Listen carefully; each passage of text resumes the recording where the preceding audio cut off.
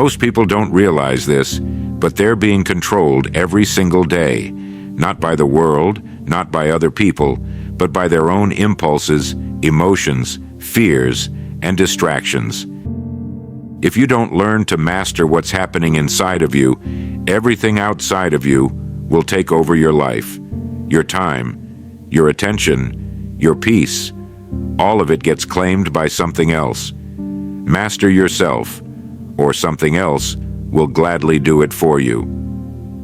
It's a startling thought, isn't it? That a person can walk through their entire life believing they are steering their own course while quietly dragged by forces they never examine. You see it in the way someone jumps at every inconvenience, how quickly they surrender to irritation, how easily they drift into routines that don't nourish them. No one announces, "I'm losing control of myself." It happens quietly, in the way a riverbank erodes grain by grain, unnoticed until the shape has completely changed. And if you observe carefully, you'll notice that the world does not need to overpower a person to control them. All it needs is for them to remain unaware of their own patterns. A person with no command over their mind is like a house with an unlocked door. Anything can walk in and take residence: worry, impatience, fear, doubt, temptation, the noise of the moment. Before long, the individual becomes a passenger in their own life, carried by every passing emotion. Your inner world is the first and greatest territory you will ever be asked to govern. And oddly enough, it's the territory most people neglect. They tidy their surroundings, they manage their schedules, they try to arrange their days neatly, yet inside, they allow storms to run without restraint. They let impulses steer their choices. They let fleeting moods alter their direction. They let discouragement decide what they're capable of. And the tragedy is not that these forces exist, they always will, but that people rarely pause long enough to see that these forces can be mastered. That self-command is possible. That inner discipline is not a burden, but a liberation. How many decisions in your life were made by your higher self, and how many were made by a fleeting emotion? How many opportunities were lost because a moment of fear sat in the driver's seat? How many days slipped by because distraction pulled you off course before you even realized you had wandered? We don't lose our lives in dramatic moments. We lose them in inches. A thought we never questioned, a reaction we never examined, a habit we repeated without understanding. And gradually, the person we intended to become fades behind the person we accidentally allowed ourselves to be.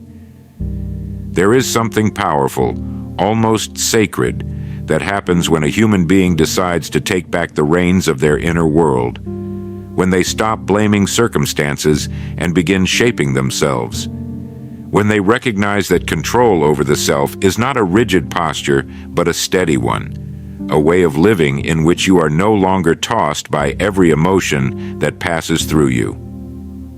Self-mastery is not about becoming emotionless. It's about becoming anchored. It's about learning to observe your impulses rather than obey them. It's about responding with intention rather than reacting out of habit. It's about reclaiming the dignity of directing your own life. And once a person discovers the strength of that inner command, the world outside becomes clearer, quieter, more navigable. Obstacles become manageable, challenges become opportunities, and the future, once a source of uncertainty, becomes something you shape, not something you brace for. So let me ask you something simple. If you were to gain complete command over your inner world, what would change first? Your direction? Your decisions? Your peace? Your confidence? Your entire life? Because the journey to mastering your future begins in the only place you truly have control, within yourself. How to stop impulses and emotions from controlling your choices. If you want to understand self-mastery, begin with this. The greatest battle you will ever fight does not happen in the world. It happens in the quiet space between stimulus and response. That small space, often overlooked, is where your life is shaped. Every impulse, every emotion, every sudden tug that tries to pull you off course passes through that space. And if you don't learn to govern it, it will govern you.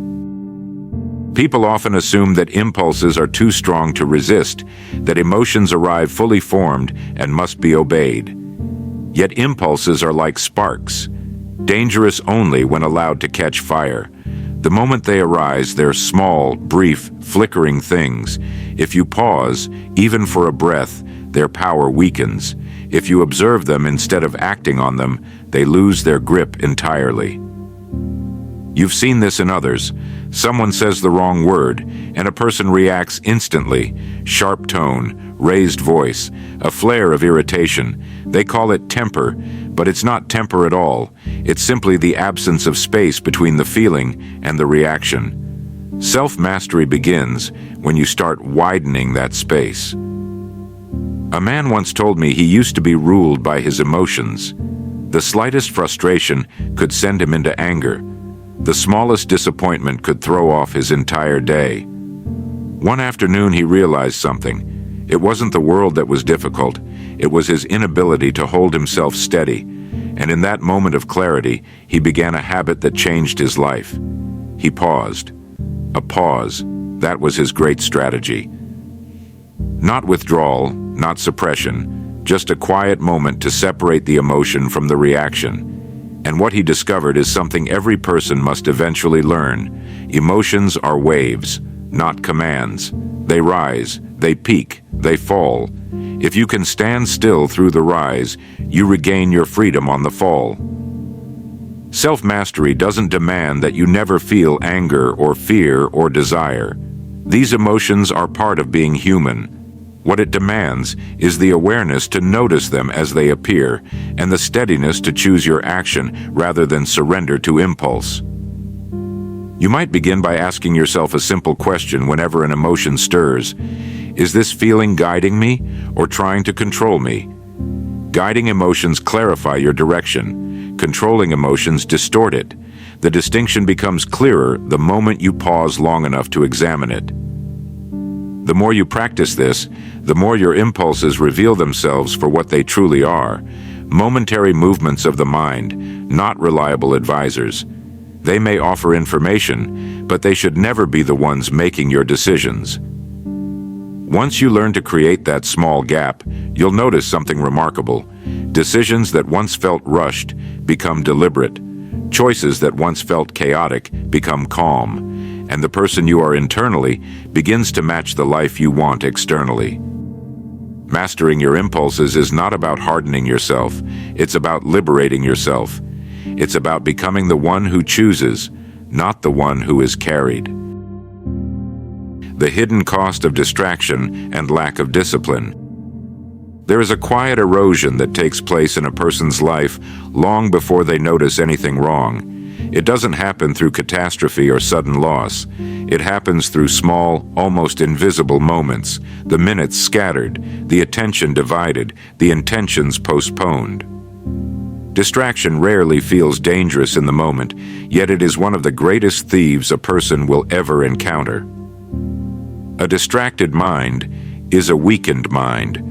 Not because it lacks intelligence, but because it cannot stay with itself long enough to accomplish anything of depth. It drifts, pulled by whatever feeling rises, whatever thought wanders in, whatever is easiest in the moment. And little by little, the individual loses the thread of their own life. Discipline is often misunderstood. People associate it with rigidity, harsh rules, or self-denial. Yet true discipline is something far more elegant. It is the ability to hold your attention on what matters, even when your impulses would rather wander elsewhere. It is the quiet strength that allows you to stay with a task, a decision, a purpose long enough for it to bear fruit. Think of your attention as a beam of light. Wherever you direct it, things grow. Wherever you scatter it, things wither. A person without discipline shines their light everywhere at once, in flashes, in fragments, and wonders why nothing in their life feels meaningful or complete. Meanwhile, a person who learns to focus that beam discovers that even the simplest effort held steadily can change the entire shape of their future. Distraction costs you more than time. It costs you clarity. It costs you momentum. It costs you the deep satisfaction that comes from doing something with intention. The world doesn't have to overpower you to control you. It only has to convince you to slip out of command of yourself. Once your attention is captured by the trivial, the essential becomes harder to reach. Once your energy is consumed by the unimportant, the important begins to feel overwhelming. You may think discipline is difficult, but the truth is, living without it is far harder. Without discipline, you wake each day at the mercy of moods and impulses. With discipline, even a small step forward becomes meaningful. Without discipline, your life becomes a collection of abandoned beginnings. With discipline, your life becomes a steady unfolding of progress. Distraction doesn't just pull you away from your goals, it pulls you away from yourself. The deeper self, the clearer self, the one that knows what you're capable of. A distracted mind forgets its own power. A disciplined mind remembers it. When you learn to command your attention, you reclaim your life. You stop drifting. You stop postponing. You stop letting the unimportant nibble away at the edges of your purpose. Discipline is not a cage. It is the doorway back to your potential. How identity shapes self-mastery. If you wish to understand why some people rise steadily while others remain stuck in repeating loops, you must look beyond habits and discipline. You must look at identity, the quiet inner conception a person holds of themselves. Because no matter what you try to build, you can only rise as high as the identity you believe you are worthy of. A person's behavior will always return to the level of who they think they are. You can force discipline for a day or two. You can push yourself with motivation for a week. But if your inner identity contradicts your effort, your actions will eventually collapse back into the version of yourself you quietly believe in. Identity is the foundation of self-mastery. If a man believes he is inconsistent, he will behave inconsistently, even under perfect conditions. If he believes he is unreliable, he will sabotage himself the moment progress begins. If he believes he is capable, steady, worthy of a meaningful life, his choices will naturally align with that belief. Your identity is the compass behind every decision you make. Identity is not fate. It is not fixed. It is shaped by what you repeatedly tell yourself, by what you allow yourself to experience, and by the way you interpret your own actions. Each time you make a choice that reflects your higher self, you reinforce a new identity, one that grows stronger, clearer, more commanding. Think about the moments in your life when you felt in control, fully present, steady, decisive. Those weren't accidents. They were glimpses of the person you are capable of becoming every day if you choose to build on those moments instead of dismissing them as rare exceptions.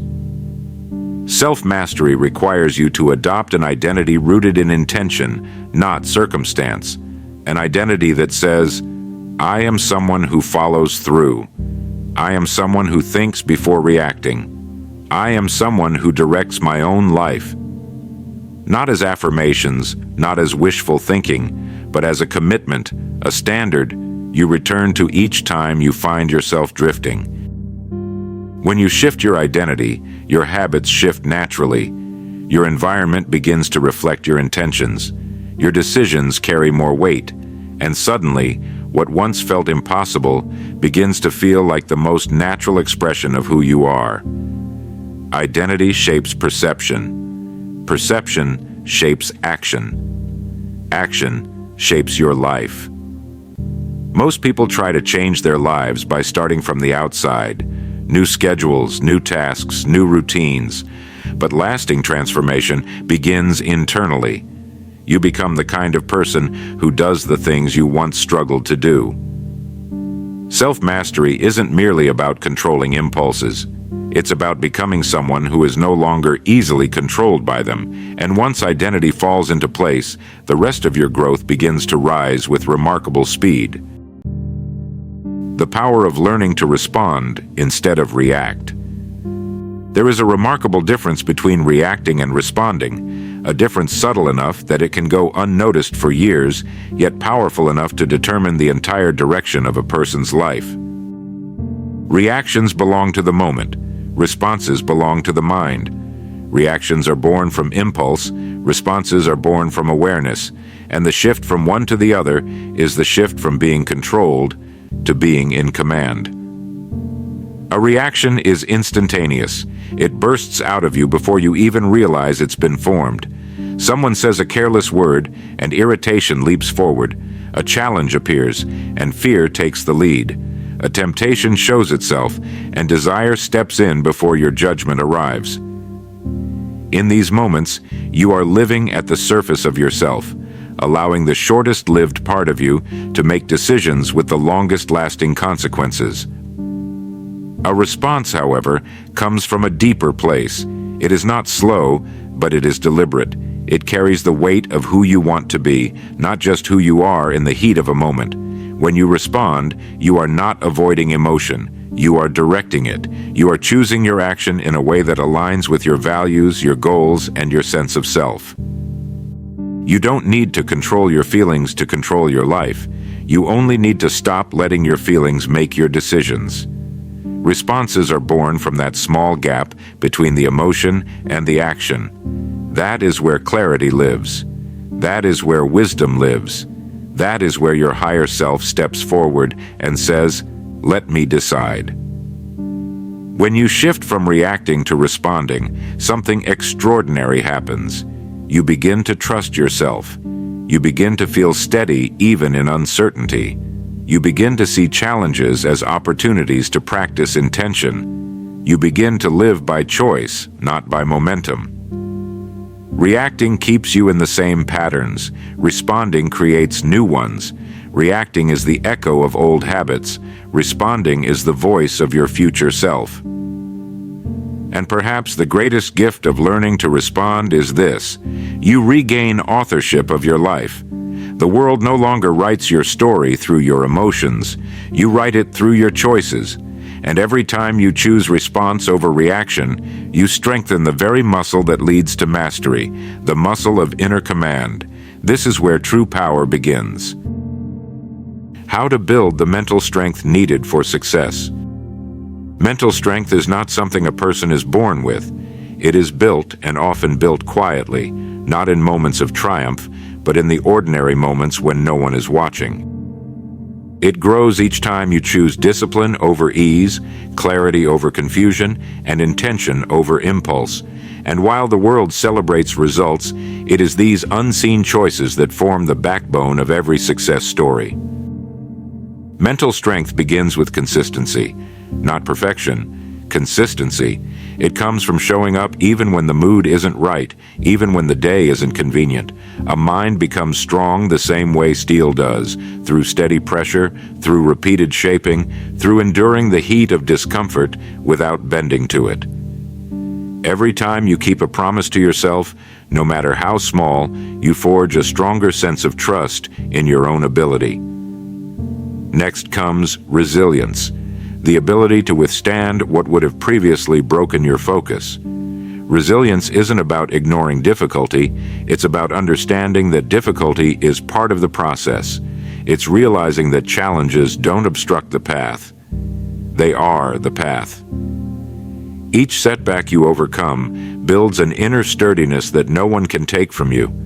A person who has endured, learned, and risen becomes someone the world cannot easily shake. Mental strength also grows through clarity. When you know what matters, it's easier to resist what doesn't. A wandering mind is fragile. A focused mind is unshakable. When your purpose is clear, temptations lose their power. When your direction is understood, distractions feel smaller. When you know why you are moving forward, discipline becomes less of a burden and more of a natural expression of that purpose. Then there is patience, the often overlooked pillar of strength. Patience is not waiting. Patience is the ability to remain steady while the seeds you've planted take time to grow. Impatient minds quit early. Impatient minds demand results before effort has had a chance to bloom. But a patient mind A truly patient mind understands the slow rhythm of growth. It knows that meaningful things require time, and it refuses to abandon the process halfway. And finally, mental strength is built through self-respect. When you respect yourself, you no longer tolerate habits that weaken you. You no longer speak to yourself as though you're undeserving. You no longer act in ways that betray your potential. Self-respect is the quiet force that keeps you aligned with your highest standard, even when no one else expects it of you. A strong mind is not loud. It is not boastful. It does not need to prove itself. A strong mind is calm, deliberate, and anchored. It looks at difficulty without flinching. It looks at temptation without surrendering. It looks at opportunity without hesitation. Success does not belong to the strongest person. It belongs to the most self-directed one, the person who has trained their mind to remain steady, focused, and willing to endure the discomfort required for growth. And once mental strength is built, everything in life becomes simpler, not easier, but simpler. You stop negotiating with your excuses. You stop being ruled by your moods. You stop abandoning your potential halfway. You become someone capable of carrying the weight of the future you desire. Why mastering yourself is the foundation of mastering your future. There comes a moment in life when a person realizes that the world is not something to be conquered, but something to be navigated, and you cannot navigate anything well if you have no command over yourself. Every dream, every achievement, every meaningful direction begins in the same place, within the boundaries of your own mind. People often try to change their future by rearranging the world around them. New plans, new schedules, new environments. Yet none of it lasts if the person doing the rearranging remains unchanged. You can place an undisciplined mind into the best of circumstances and it will still unravel.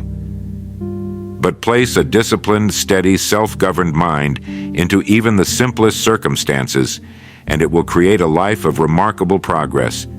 Your future cannot rise higher than your self-mastery. The two are inseparable.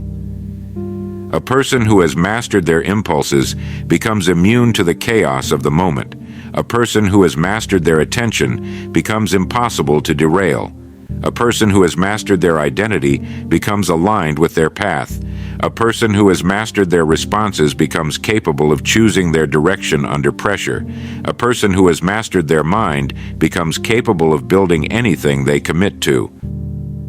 Your future depends on the quality of the decisions you make, and your decisions depend on the quality of the mind that makes them. This is why inner mastery is not optional. It is foundational. Without it, your dreams remain ideas. With it, your dreams become duties, and then realities. Self-mastery gives you something the world cannot. A sense of stability that does not vanish when circumstances shift. A sense of direction that does not collapse under uncertainty. A sense of purpose that is not stolen by distraction or doubt. When you master yourself, the world loses its hold over you. It can provoke you, but it cannot control you. It can tempt you, but it cannot derail you. It can challenge you, but it cannot break you. Inner mastery is the quiet force that makes external mastery possible. It is the root from which all progress grows. Once you understand that your mind is the command center of your life, you stop treating self-discipline as a burden and start treating it as your greatest ally. You stop waiting for motivation and start relying on commitment. You stop viewing challenges as interruptions and start seeing them as opportunities to strengthen your inner foundation. When you become the master of yourself, the future is no longer something you chase. It becomes something you shape. You no longer drift into the life that happens to unfold. You build the life that reflects who you have become. Master yourself, and the world must adjust. Fail to master yourself, and you will spend your life adjusting to everything else. Your future begins with the smallest, quietest decision you make today. I will steer myself. In the end, everything returns to one simple truth. If you do not hold the reins of your own mind, something else will. Your future is not shaped by chance or circumstance. It is shaped by the strength you build within yourself. Stand firm in who you choose to be. Direct your thoughts, command your actions, honor your highest standards, because the moment you master yourself, the world stops controlling your direction and starts revealing your potential.